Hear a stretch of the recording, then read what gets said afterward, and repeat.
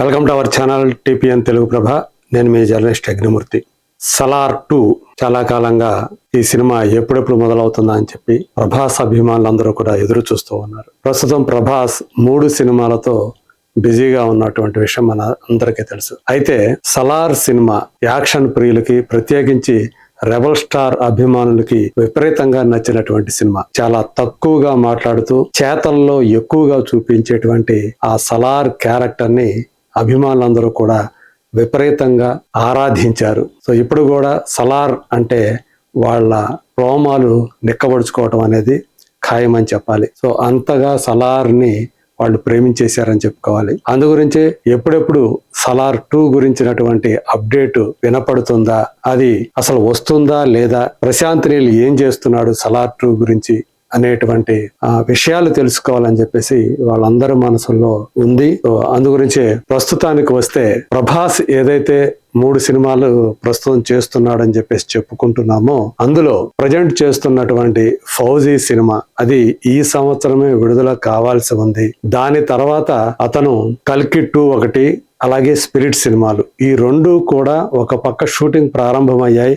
అయితే వాటి షెడ్యూల్లోకి ప్రభాస్ ఇంతవరకు కూడా ఎంటర్ రావలేదు. మరి సలార్ 2 అనేది ఎప్పుడు మొదలవుతుంది, ఎప్పుడు మన ముందుకు వస్తుంది అనేటువంటి సందేహాలు చాలా మందిలో ఉన్నాయి. ప్రస్తుతం మనకు అందుతున్నటువంటి విశ్వసనీయ సమాచారం ప్రకారం, ప్రశాంత్ నీల్ సన్నిహిత వర్గాల నుంచి మనకు అందుతున్నటువంటి సమాచారం ప్రకారం అయితే already Salaar 2 pre production work అనేది మొదలైపోయింది. ఆ సినిమాకి సంబంధించినటువంటి రైటర్స్ టీం ఇప్పటికే ఆ సలార్ 2 ఎలా ఉండాలి, స్క్రిప్ట్ ఏంటి అనే దాని గురించి ఆల్రెడీ చర్చించుకుంటున్నారు, పేపర్ మీద కూడా పెడుతున్నారు అని చెప్పేసి మనకు అందుతున్నటువంటి సమాచారం. సాధ్యమైనంత వేగంగా ప్రస్తుతం తను చేస్తున్నటువంటి సినిమాలను పూర్తి చేసి సలార్ 2 ప్రాజెక్ట్ లోకి రావాలని ప్రభాస్ కూడా కంకణం కట్టుకున్నట్టు మనకు తెలుస్తూ ఉంది. ఫౌజీ అయిన తర్వాత ముందుగా స్పిరిట్ సినిమాని పూర్తి చేసి ఆ తర్వాత కల్కి 2ని, దానితో పాటు సలార్ 2ని కూడా సైమల్టేనియస్ గా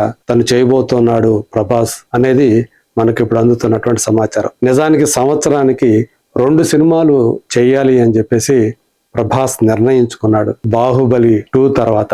అప్పుడు సాహో, రాధేశ్యామ్ లాంటి, ఆది పురుష్ ఇవి చాలా వేగంగా చేశాడు. కానీ ది రాజాసాబ్ సినిమా వచ్చేటప్పటికి ఆయన్ని కాస్త దెబ్బ కొట్టిందని చెప్పాలి. ఈవెన్ కల్కి సినిమా కూడా ఆ క్రమంలోనే త్వరగానే చేశాడని చెప్పుకోవాలి. అంటే వరుసగా 4 సినిమాలు బాహుబలి 2 తర్వాత కాస్త వేగంగానే వచ్చాయి. ఇప్పుడు కాస్త మళ్ళీ ది రాజాసాబ్ సినిమా కొంచెం ఆయన వేగానికి అడ్డుకట్టలాగా మారింది. అయినప్పటికీ కూడా మళ్ళీ తను సాధ్యమైనంత వరకు, ఎందుకంటే వరుస పెట్టి తను సినిమాలు ఒప్పుకున్నాడు కాబట్టి ఆ ఒప్పుకున్నటువంటి సినిమాల్ని చకచకా ఫినిష్ చేయాలి అనేటువంటి లక్ష్యంతో తను పనిచేస్తున్నాడు. అయితే వెంటనే ఒప్పుకున్నప్పటికీ కూడా అన్ని సినిమాలు రాజాసాబ్ని మినహాయిస్తే ఫౌజీ కానివ్వండి, కల్కి 2 కానివ్వండి, అలాగే స్పిరిట్ కానివ్వండి, వాటి డైరెక్టర్లు కానివ్వండి, అలాగే వాటి కంటెంట్ కానివ్వండి, చాలా బలమైనవి అని చెప్పేసి మనకు తెలుస్తున్నటువంటి సమాచారం. అభిమానులు కూడా ఈ 3 సినిమాల మీద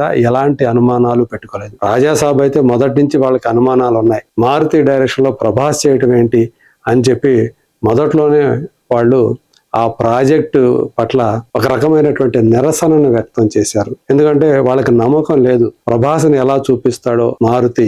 ఒక రెబల్ స్టార్ ని కెమెరా ముందు ప్రజెంట్ చేయాలంటే ఇప్పుడు ఆయనకు బాహుబలి 2 తర్వాత వచ్చినటువంటి ఆయన ఇమేజ్ ఏదైతే ఉందో ఏ రేంజ్ పెరిగింది మనందరం చేస్తాం. పాన్ ఇండియా సూపర్ స్టార్ డమ్ అని దాన్ని అందుకోవటం అనేది, దానికి తగ్గట్టుగా సినిమా తీయటం అనేది అందరు దర్శకులకు అయ్యే పని కాదు. మారుతి లాంటి డైరెక్టర్ ఇంతవరకు కూడా ఈ స్థాయి స్టార్ ని అతను హ్యాండిల్ చేయలేదు. అట్లాంటిది ఏకంగా రెబల్ స్టార్ ని ఎలా హ్యాండిల్ చేస్తాడు అని వాళ్ళు సందేహించారు. వాళ్ళు ఏదైతే సందేహించారో చివరికి అదే జరగటం, ఫలితం అలాగే రావటం మనందరికీ తెలిసినటువంటి విషయం. సో ఇప్పుడు ప్రస్తుతం తను చేస్తున్నటువంటి 3 సినిమాలు కూడా ఒకదానికొకటి ఏమాత్రం సంబంధం లేని కంటెంట్ తో రాబోతున్నాయి. ఫౌజీ అయితే ఆజాద్ హింద్ ఫౌజ్ ఆ కాలం నాటి, అంటే 1947కు ముందు నేతాజీ సుభాష్ చంద్రబోస్ ఆయన స్థాపించినటువంటి ఆజాద్ హింద్ ఫౌజ్ లో ఒక సైనికుడిగా మన ముందుకు రాబోతూ ఉన్నాడు ప్రభాస్. దాంట్లో ఒక ప్రేమ కథని మిళితం చేసి, అంటే లవ్ అండ్ వార్, దాన్ని ఆ మేళవింపు తోటి హను రాఘవ్ పొడి చాలా పవర్ఫుల్ గా అలాగే దాంతో పాటు చాలా ఏస్థెటిక్ గా కూడా ఆ సినిమాని రూపొందిస్తున్నాడు అని చెప్పి మనకు అందుతున్నటువంటి సమాచారం. సీతారామం సినిమా తర్వాత తన మీద మరింత బాధ్యత పెరిగిందని అతను ఫీల్ అవుతూ ఉన్నాడు అనురాఘవపూడి. సో అందుకు తగ్గట్లే రెబల్ స్టార్ ని ఎలా చూపించాలో అలా ఈ సినిమాలో చూపిస్తున్నాడు. లుక్ పరంగా కూడా ప్రభాస్ ఈ సినిమాలో అందరినీ ఆకట్టుకుంటున్నాడు అనేటువంటి మాట వినిపిస్తోంది. మరి దాన్ని అటు పక్కన పెడితే సలార్ 2 ఎలా ఉండబోతోంది? సో ఎక్కడైతే సలార్ కథ ఆగిందో క్లైమాక్స్ లో అక్కడి నుంచే కంటిన్యూ అవుతుందా, లేకపోతే ఇంకెక్కడి నుంచైనా కథ మొదలు పెడతాడా? ఇది ఒక ఆస్పెక్ట్ ఉంది. మనకు అందుతున్నటువంటి సమాచారం అయితే సలార్ ఎక్కడైతే ఆగిందో అక్కడి నుంచే ఈ కథ మొదలవుతుంది. దాంతో పాటు పృథ్వీరాజ్ సుకుమార్ అందులో చేసినటువంటి క్యారెక్టర్ మనందరికీ తెలుసు. సో ఈ సినిమాలో సలార్ 2 వచ్చేటప్పటికి ఆ రెండు క్యారెక్టర్ల మధ్య సంఘర్షణ, ఫ్రిక్షన్ అనేది ఉంటుంది. సో మిత్రులు సలార్ 2 వచ్చేటప్పటికి శత్రువులుగా మారతారు అనేటువంటి సమాచారం అందుతూ ఉంది. మరి దానికి తగ్గట్లుగా ఆ పాత్రని, అంటే మొదటి సినిమాలో మనం ఏదైతే చూసామో దానికి మించినటువంటి యాక్షన్, దానికి మించినటువంటి శక్తివంతమైనటువంటి పాత్ర చిత్రణతోటి సలార్ క్యారెక్టర్ ఈ సినిమాలో మన ముందుకు రాబోతోంది. అలాగే మరి హీరోయిన్ శృతి హాసన్, ఆమె ఉంటుందా, ఆమె ప్లేస్ లో మరొకరు ఉంటారా?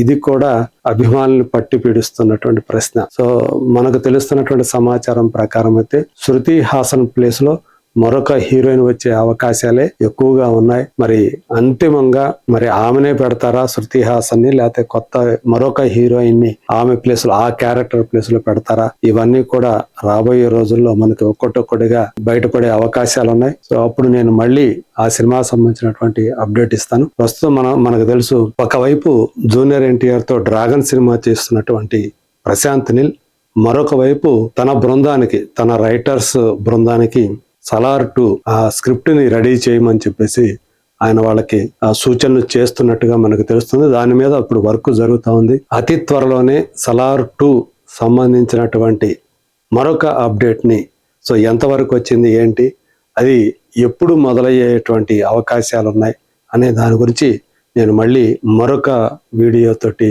మీ ముందుకు వస్తాను. అంతవరకు let us wait and see.